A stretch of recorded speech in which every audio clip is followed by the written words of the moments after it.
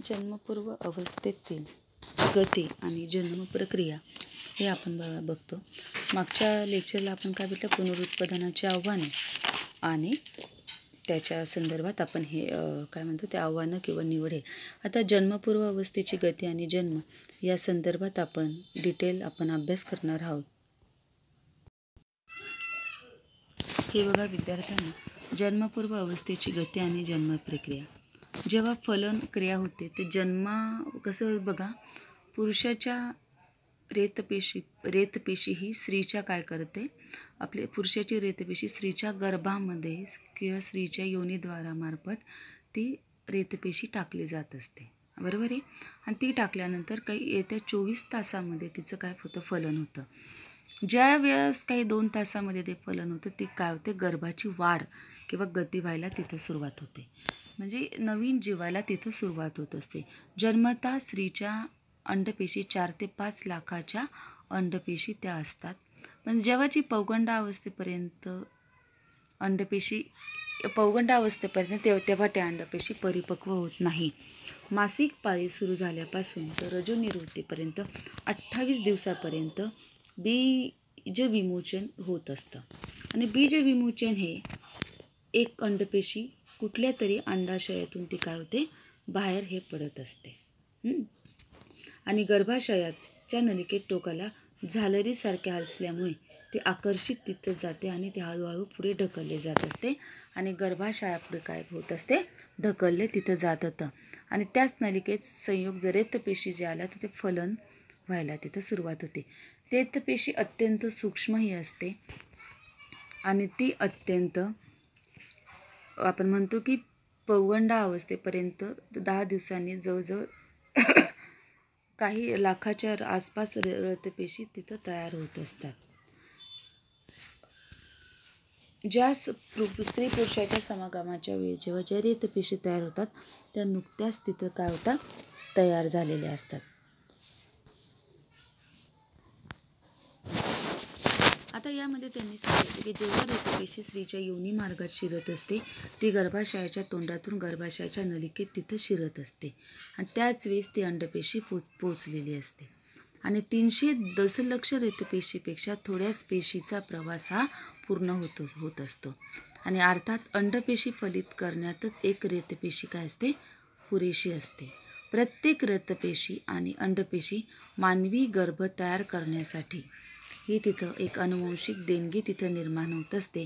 अंडपेशी आणि रेतपेशी यांच्या संयोगातून मानवी गर्भाचे काय होते, अस्तित्व तिथं सुरुवात होते.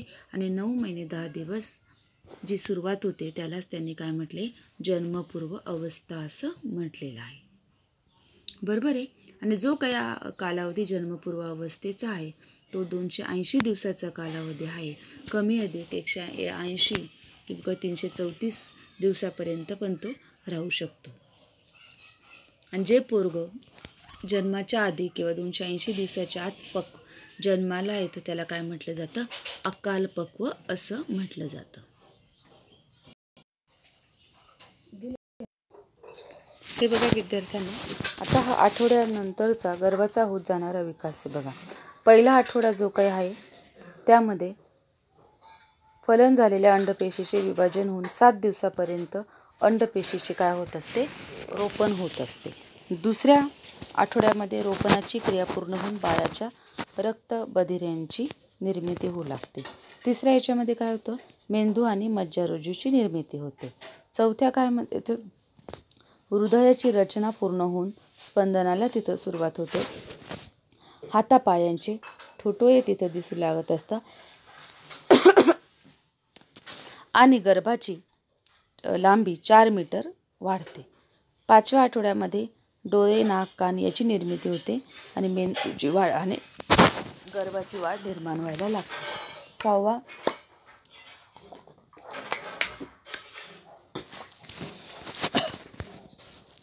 होटाची निर्मिती होत असते आणि हाताची बोटे आणि गर्भ तिथं वाढायला सुरुवात होत असतो. 7व्या आठवड्यामध्ये डोळ्याच्या पापण्यांची निर्मिती होते, नाक स्पष्ट दिसते आणि प्रजनन संस्थेची वाढ होत असते. गर्भाची लांबी 18 मीटर होते. 8व्या आठवड्यामध्ये बघा गर्भ हा 30 मीटर आणि हातापायाची बोटे स्पष्ट तिथं दिसायला लागतात. 9व्या आठवड्यामध्ये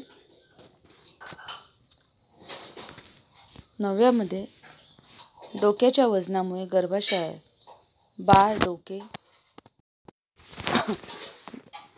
9व्या याच्यामध्ये डोक्याच्या वजनामुळे गर्भाशयात बाळ डोके खाली झालेल्या स्थितीत किंवा आठवड्यात शेवटी बाळाची लिंग आणि लिंगरचना तिथं तयार होत असते. आणि 10वा बाळाचा चेहरा हा माणसासारखा तिथं दिसू लागतो. सर्व अवयवांची तिथं निर्मिती होते आणि लिंगाची वाढ व्हायची असते. आणि बाळाची वाढ ही 51 काय होते मीटर ही व्हायला लागत असते. बरोबर आहे. आता याच्यामध्ये त्यांनी हे सांगितले की जन्मपूर्व विकासाचे काही कालखंड आहेत.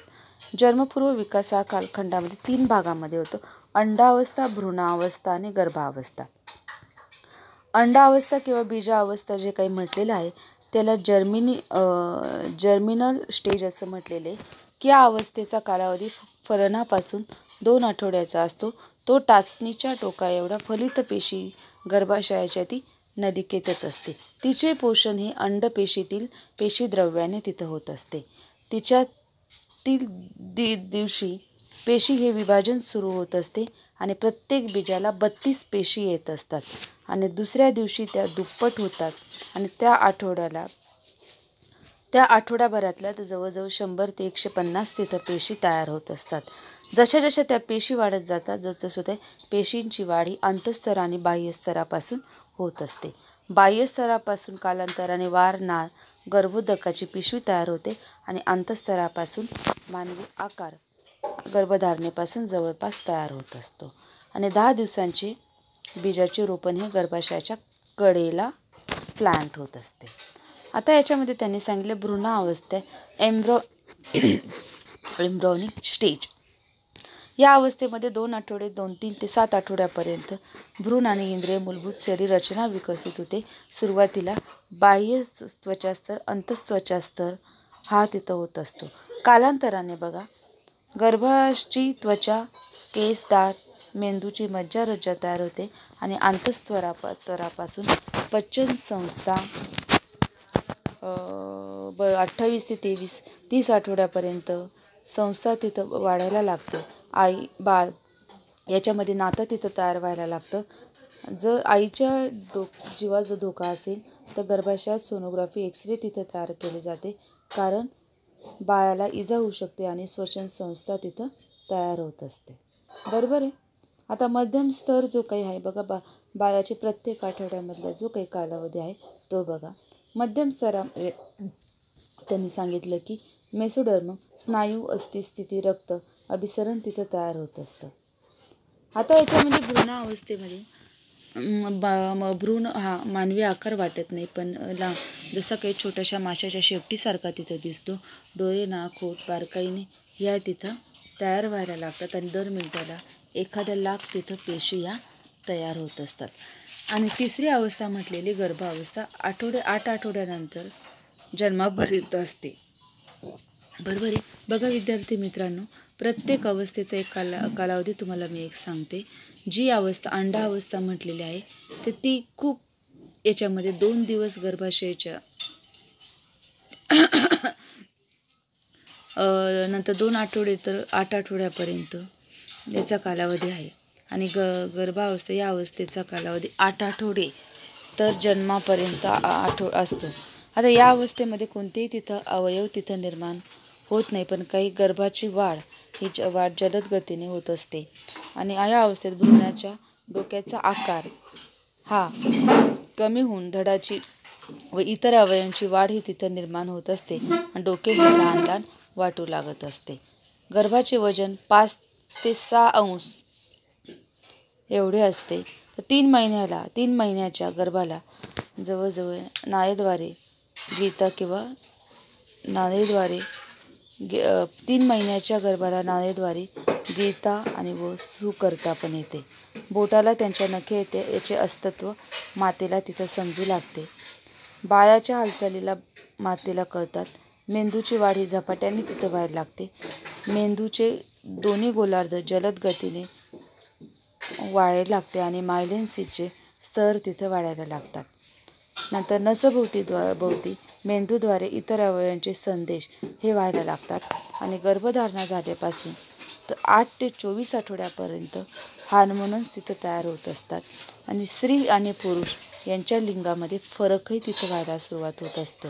आणि जर मुलाचा गर्भ असेल तर ॲड्रोजन नावाचा जास्तीत जास्त स्राव हा तिथं काय होतं, स्रवायला तिथं सुरुवात होत असते. ओके.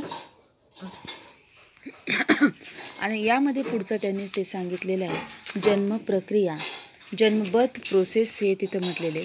अंडपेशीचे जेव्हा फलन व्हायला लागते 240 ते 30 दिवसाचा जो काही कालावधी आहे ते तिथं व्हायला लागतं. आणि एका जवळजवळ त्यांनी सांगितलं गर्भधारणेमध्ये अगोदर चमचाभर द्रव राहू शकेल एवढीच जागा गर्भाशयात असते. 266 दिवसांनी याची स्राव ही जन्मप्रक्रियेला सुरुवात होत असते. मातेच्या पिट्युटरी ग्लॅंड गर्भाशयाच्या आकुंचन होऊ लागतात. मग नंतर काय होतं, जवळजवळ गर्भ 500 तिथं पोट वाढतो आणि गर्भाशयांची आकुंचने तिथं वाढायला लागतात. गर्भाशय ग्रीवेकडे सरकतो आणि पोट आकुंचन तिथं व्हायला लागते आणि योनीपासून गर्भाला काय होते, अलग केले जात असते आणि नंतर गर्भाला पुढे तिथं ढकलले जात असते. यांच्या मते जेकपोर्ट यांनी असं सांगितले की व्यक्तीने केलेला सर्वात धोकादायक प्रवास म्हणजे 4 इंचाच्या किंवा 10 सेंटीमीटरच्या वाटेतून जन्मापासून केलेला हा प्रवास राहतो. जेव्हा प्रसूती होताना स्त्रीला किती त्रास होतो हे अनेक गोष्टींवर तिथं अवलंबून असतं. आईची स्थिती, मातेची स्थिती, बाळाचे वजन, या स्त्रीच्या प्रसूतीच्या वेदना म्हणजे भयानक तिथं राहतात. पहिल्या टप्प्यामध्ये गर्भाशयाच्या भिंतींचे आकुंचन व्हायला लागते. गर्भोदकाची पिशवी फाटून ते पाणी तिथं बाहेर यायला लागतं आणि अशी सुरुवातीला 8-10 मिनटं तिथं चालतात. प्रत्येक आकुंचने म्हणजे कळा ह्या 30 सेकंदाच्या तिथं असतात. प्रसूती वेदनाच्या पहिल्या टप्प्यात आकुंचनाची तीव्रता ही वाढलेली असते आणि मातेची गर्भाशयाची ग्रीवा ही पूर्णतः उठलेली असते आणि आपण काय होतं, गर्भ हे बाहेर यायला तिथं सुरुवात होत असते. आता प्रसूतीच्या दुसऱ्या टप्प्याला जेव्हा तिथं सुरुवात होते तो टप्पा 90 मिनिटाचा असतो आणि ते डोके योनी मार्गातून बाहेर येण्याचा आणि हळूहळू दाब किंवा योनी मार्गातून बाहेर येण्याचा तिथं प्रयत्न केला जात असतो. आणि पाठोपाठ बाळाचाही काही भाग तिथं बेंबीपासून गर्भाशयाला तिथं जोडलेला राहतो. हळूहळू तो रक्तस्राव तिथं थांबतो आणि हे पिक्चर्समध्ये बघा, पहिला टप्पा, दुसरा टप्पा, गर्भपिशवीत बाहेर येताना, नंतर ते बाळ जेव्हा बाहेर सिझरिंगद्वारे बाळ बाहेर काढलं जातं त्या प्रकारे हे बघा तिसरा टप्पा. म्हणजे तिसऱ्या टप्प्यामध्ये माता हा पूर्णपणे गर्भाशयाच्या बाहेर हा तिथं येतो आणि मातेच्या रक्तवाहिनीच्या पासून गर्भाशयाला तिथं चिकट असते.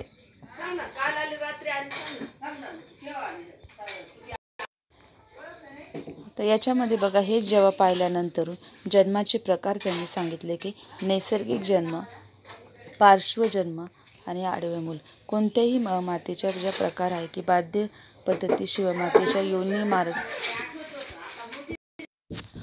नैसर्गिक जन्म, पार्श्वजन्म आणि आडवं जन्म. नैसर्गिक म्हणजे काय, कोणत्याही साधनाशिवाय कोणत्याही याच्यानुसार ते गर्भाशयाच्या मातेच्या योनी मार्गातून जे बाहेर बाळ पडतं त्याला काय म्हटलेले, नैसर्गिक जन्म असं म्हटलेलं आहे. त्यामध्ये गर्भाचे डोळे खाली असलेल्या स्थितीमध्ये नैसर्गिक प्रसूती. पार्श्वजन्मामध्ये गर्भाचे पाय हे बाहेर येत असतात त्याला काय म्हटलं जातं, पायायोजी म्हटलं. आणि आडवं मूल जे काही म्हटलेलं आहे त्याच्यामध्ये त्यांनी काय सांगितलं की खांदा, गर्भाचं ह्या अशा प्रकारे ते सिझरिंगद्वारे हे सर आणि साधन सहाय्य म्हणजे योनी मार्ग जर त्याचा लहान असेल, योनी मार्गावर गर्भ शक्य आहे तर व्हॅक्यूम किंवा चिमटा किंवा बाळाच्या याच्याद्वारे ते काढलं जातं. काही बाळ सिझरिंगद्वारे अशा प्रकारे एक्सरे किंवा सिझरिंगद्वारे बाहेर काढली जात असतात. आता याच्यानंतर हे झाल्यानंतर लिंगनिश्चिती ही मोठा काही खूप सारं आहे पण याच्यामध्ये खूप प्रॉब्लेम येतो की व्हिडिओमध्ये लिमिटेशन पडतात आणि लिंगनिश्चिती जी काही आहे लिंग निश्चिती जे काही तुम्हाला त्यामध्ये सांगितलेलं आहे ही की XY रंगसूत्र जे काही आहे XY 23-23 रंगसूत्र असं XY जे काही रंगसूत्र आहे तो मुलगा असतो आणि XX रंगसूत्र असतं ते मुलगी ही जन्माला तिथं येत असते. हे डायग्राम तिथं पहा तुम्ही. त्या प्रकारे त्याच्यामध्ये मुलगा मुलगी XY हे त्या प्रकारे येत असतं. ओके, थांबूया.